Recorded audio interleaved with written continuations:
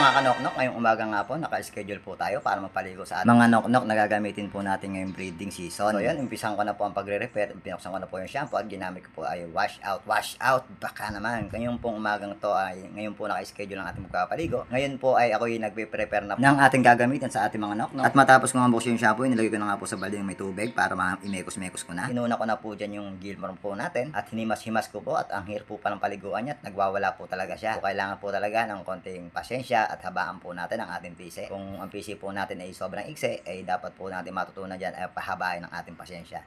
Ayan na nga po, kiniskus ko na po ng kiniskus ang kanyang katawan hanggang sa matanggal po natin ang kanyang mga hanip-hanip. Although wala naman siyang hanip. Kaya po natin niliguan yan at siya po ang gagamitin po natin. Gamitin po nating materials nang sa ganon maging fresh po sila at mabawasan din po ang mga bakterya sa kanilang mga katawan. At syempre liliguan na rin po natin yung ating tatlong hen. Ang bala ko po kasi tatlong hen po ang gagamitin ko ngayon. Pagsama sa isang lalagyan o bago natin sila pasampahan, kailangan po ay una kong ginawa dyan ay bacteria flushing. Sabi nga naman ng iba at ngayon lang po ako sumusunod sa mga standard na kung paano mag-alaga ng ating mga noknok. Malaking bagay din po yung mga nasi-share ng ibang mga content creator.